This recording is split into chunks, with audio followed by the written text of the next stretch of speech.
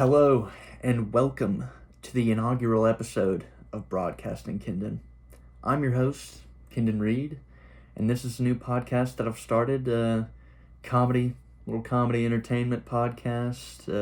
I'm going to be sharing some funny stories, embarrassing stories, some of my takes on certain things, current events, but it's just supposed to be something that you can put on in the background and just kind of chill out to. Let's get one thing out of the way. Did I start this on my own accord? No. No, I did not. I started this because I have a podcasting class because I'm in college. Am I mad about starting a podcast? No, because I like making things. That's something that I enjoy. I think it's kind of an overall human experience, but that's beside the point. Today, we are going to be talking about the time that I accidentally went on a date with a man. And I am straight, by the way. I just want to make that clear because this is a lot less funny if I'm not straight. So, to get into the background here, this was a multicultural assignment, is what this was dubbed.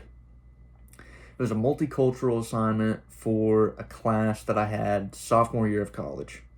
And basically the idea of the assignment was that everyone in the class had to find something that they were unfamiliar with, like an area they were unfamiliar with. Like, some people chose to go to a synagogue.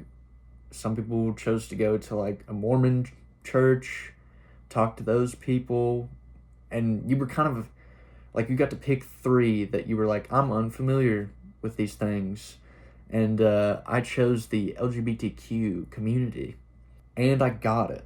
I was assigned the LGBTQ community, so I had to find an event or a place to go that was holding an event. And I did that. And it was an experience. So, first off, I got a good grade on this assignment. I did it completely wrong. So we were supposed to like research a place having an event. And I did that. I thought I found this place. It was like the Diversity Center of Oklahoma, I believe, was where I was supposed to go. Because on their calendar, I looked and it said, oh, there's a drag show. I'm going to a drag show. And so I was prepared for that. And so on a Saturday at, 11 in the morning, I arrive. And when I get there, it was, I don't know the exact area. I believe there's a name for the area. I don't want to like dox anyone, but the streets are rainbow there. I love a good rainbow. But I was in it. I was in it to win it. The lampposts were rainbow. Every business in the area was pride themed. I thought, okay, there's literally no way that I'm in the wrong place, so that's good. So I go to the building, the Diversity Center of Oklahoma. It's closed. What do you mean? What do you mean it's closed? I checked your calendar. Where's the drag show? I need to be read a book. I was kind of defeated. I didn't really know what to do at that point. It was 11 in the morning. I think I called my mom. I was like, I don't know what I'm going to do. I think I'm just going to make something up. Mom, I need this. I'm yearning for a drag show, and there's no drag show. What do I do?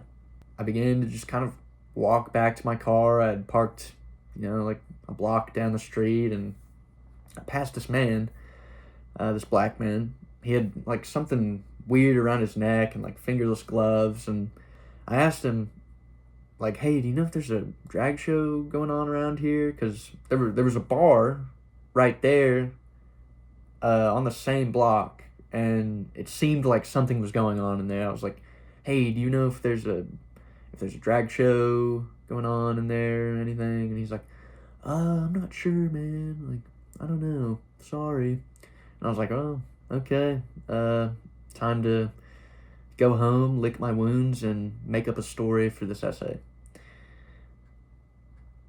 So I thought.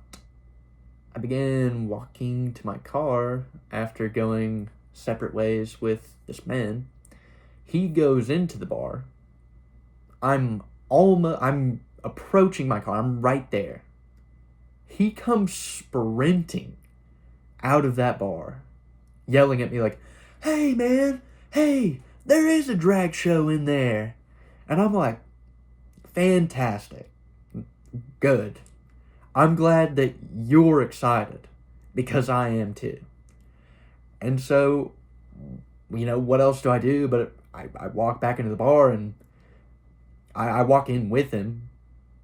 I would like to add, I was not of legal drinking age at this point. I was 19 years old, and I walk into this bar with this man, and no one checked my ID at all. I've always been told I look a little older than I am, but I was a little worried at how easy it was to get into this bar. So this is a gay bar. This is my first experience with that. I'd never been in a gay bar. I've never really been in two bars, honestly. I mean, I was 19, legally. I had never been in a bar at that point. So, yeah. Me and this man are seated with each other, and, we make introductions. His name is Richard. Great, Richard. It's nice to meet you. I'm Kendon, is what I said. And we're kind of seated across each other at this little table, and, the server comes by and asks us if we want anything to drink, and, Richard gets himself a mimosa. I didn't get anything. I got a water. I felt, a 19-year-old in a gay bar drinking a mimosa at 11 in the morning was probably not who I wanted to be that day. And the waiter made fun of me. He said, "You're no fun, man. Come on." And I'm like, "Nah, I'd like some water, please. And some frozen water in cube form as well." We're here. The show is about to start. I'm not where I'm supposed to be, but I'm at a drag show, so, we're about to get after it. I'm going to kind of read some of my essay here for you. I've prepared it. I went back and I found it. Let's see here. Here we go. The start of the show. 2 drag queens entered the stage, which was decorated with all sorts of religious memorabilia. There was a large neon picture of Jesus in between 2 golden chairs for our hosts to sit in. This show was dubbed Sunday Brunch Revival. It was Saturday. Again, I would like to add, it was Saturday, and I'm having Sunday Brunch Revival with my boy Richard. So the 2 drag queens that were kind of hosting this event, their names were Vera Bell and Chantel Mandalay. So the show starts, and there's no they're not singing, but there's gospel songs playing, and they're just kind of walking around, lip syncing, getting down and dirty. People are just holding up money in the air, and they're just, grabbing it, walking by. This is what they're doing. Grabbing money. Why can't I do that? I thought I was just going to be kind of a bystander. I was wrong. Turns out drag shows are very interactive. So as they're walking around, they're kind of, riffing with people and being like, "Oh, mama. People are laughing. They're like, "Oh my, yes." And they make their way to me and Richard. And they don't talk to Richard, they talk to me. Chantel Mandalay began to touch my shoulders a little bit, give me a little rub, and then she kind of played with my hair, and, I have the quote for you. Chantel Mandalay is rubbing me down. Vera Bell says, "Look at this sinner. I can tell he's sinned today because his hair is already in a ruffled mess." And that's a direct quote. I wrote that down immediately after she said it. So I was embarrassed, I was blushing. I was like, "Oh my gosh, Vera Bell talked about me. Oh my goodness." No, I was locked in at this point. After that, I was kind of locked in on the show. They kind of continued their lip syncing stuff, but more on stage, and so I was facing the stage, just focused on the stage. And again, Richard is sitting across from me at a small table with his mimosa, and I remember in the middle of the show, I was like, okay, we're having fun here. Little turn to Richard. Richard has made a costume change. Yeah, it turns out that thing on his neck, I didn't know what it was. It was a collar, and he had a dog mask on. Richard was a furry. Shout out to him. Full dog mask. Like, I couldn't see his face anymore. So I see Richard, I'm like, okay, Richard, finding out more and more about you. And I make a brief kind of glance backwards. There's about 12 more furries with the same, it's like the same brand of dog mask, which I thought was interesting, just different colors and stuff. And, Richard, he was blacked out. I mean, he was a black man, but he was also blacked out in his clothes. His dog mask was also blacked out. But everyone else behind me, they had, different colors and oranges and blues and all sorts of things. So I'm now on a date with a furry. Not just a man, a dog. Oh my goodness. I didn't really know what to do other than just kind of enjoy the rest of the show. So I'd like to kind of get into some of the content of this show that I was so privileged to be a viewer of. Chantel Mandalay asked Verabelle if they had been with women before, to which they replied, yes. Chantel Mandalay went on to say, quote, "Oh, well, I don't know how you do it, honey. I'm strictly dickly." So at this point, I'm infatuated with these drag queens. I mean, they're true queens. I can say that with all honesty. Eventually, they had kind of a come on stage moment for a lot of people in the bar. And, they randomly selected a few people, and guess who was lucky enough to be put on stage? His name is Richard. Richard got up from my table, and he was one of the people kind of chosen. They were told to sing hymns. This was a very sacrilegious show, which, it doesn't offend me. I'm a Christian, but I think we all need to have a sense of humor. I'm not going to be like, I'm not like that. They're pushing the envelope, which I respect. They had Richard and a bunch of people sing hymns up there. They had these cardboard cutouts that they would put around people. I believe Richard had,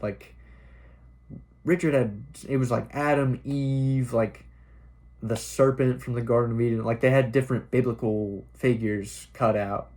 They were introducing the people. They were like, "Oh, what's your name, sweetie?" No.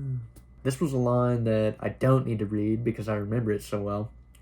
So Chantel Mandalay approaches Richard on the stage and gives him the microphone and says, "Oh, sweetie, what's your name?"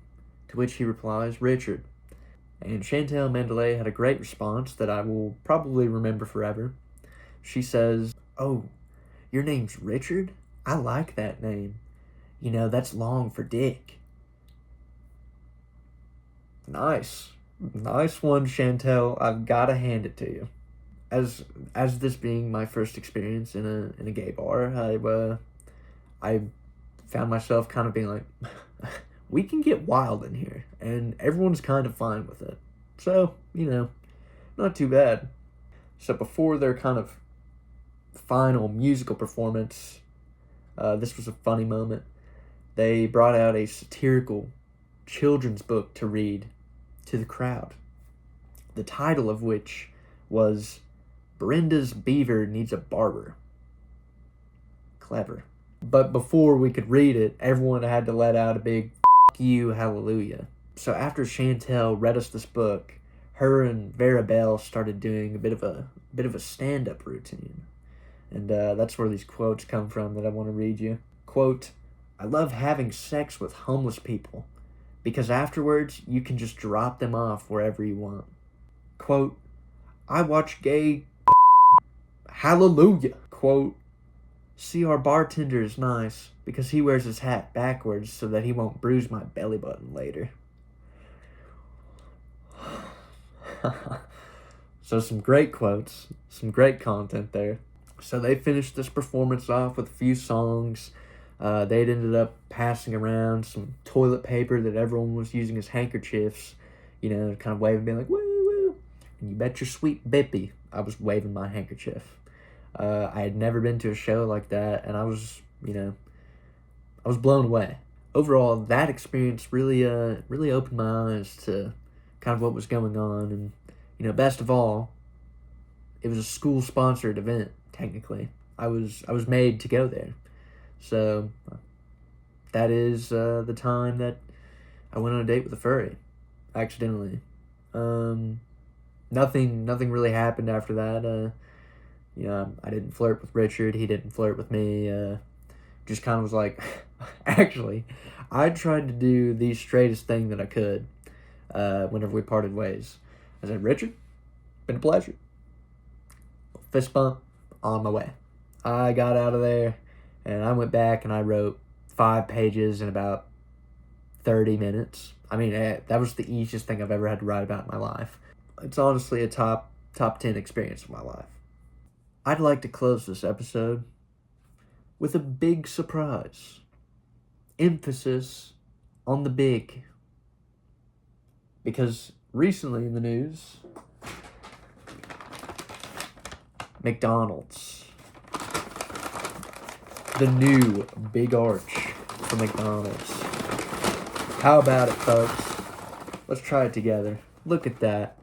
I've never had one, so that's kind of cool that I get to. I'm very privileged. Let's get some napkins. So, big arch kind of went viral after that.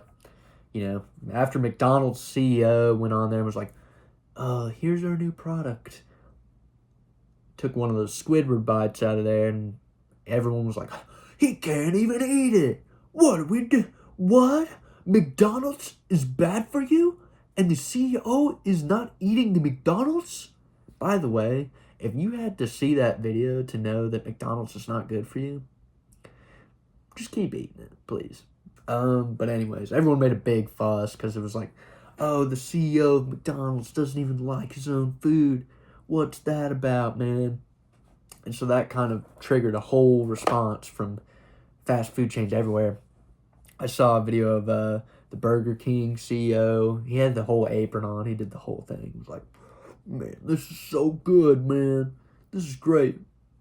I think the winner is probably Wendy's. The Wendy's CEO did the secret technique of, dipping the fries in the Frosty. Got us on that one. He had himself a meal. There were some other ones, and I'm not going to say anything about it because it's a little inappropriate. But there was a good tweet on the Arby's response, and Arby's. I don't know if Arby's made a real response or not, but someone tweeted about what the Arby's response would be, and I laughed out loud in a public place.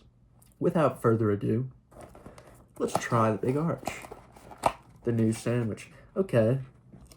Now I will say, that is probably the nicest McDonald's bun I've ever seen. This is gonna get messy, I feel like. Let's give a little gander at that. So, I believe we've got, lettuce. I haven't taken anything out of it. I'm not a big pickle guy on burgers, but, I'm gonna stick it out for this. We got lettuce. We got the new Big Arch sauce, whatever that is. Pickles. 2 patties, white cheddar cheese, and I think crispy onions. Oh, my room's getting dirty. A big chow for the Big Arch, if you know what I mean.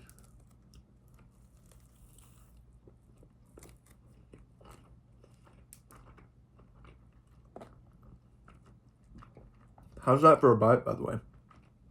Check me out. That ain't half bad. I'm not gonna lie. And I'm not gonna eat the rest of this on camera.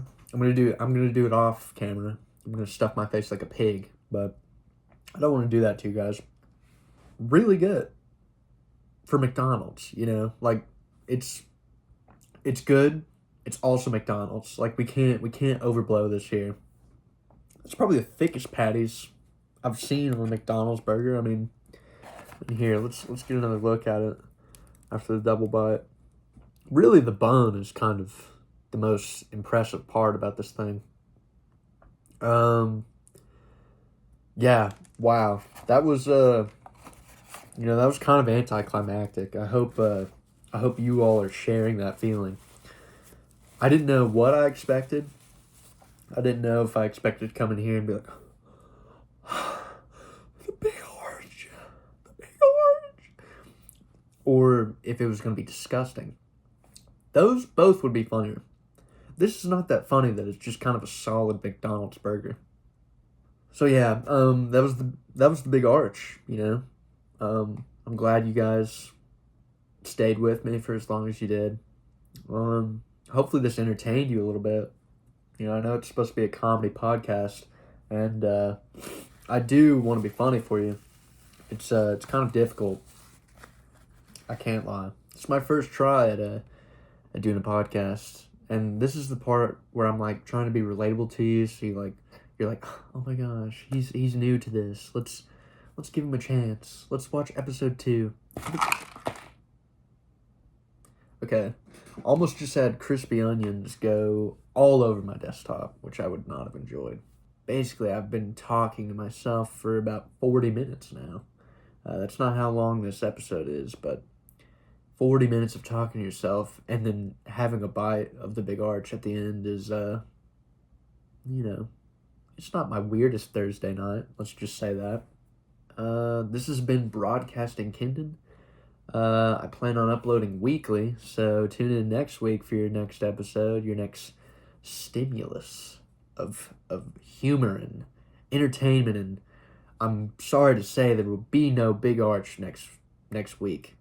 If you got this far, hopefully you enjoyed my stories about accidental dates in gay bars. But I would like to add, and this is where my college liberal agenda is coming out, I guess.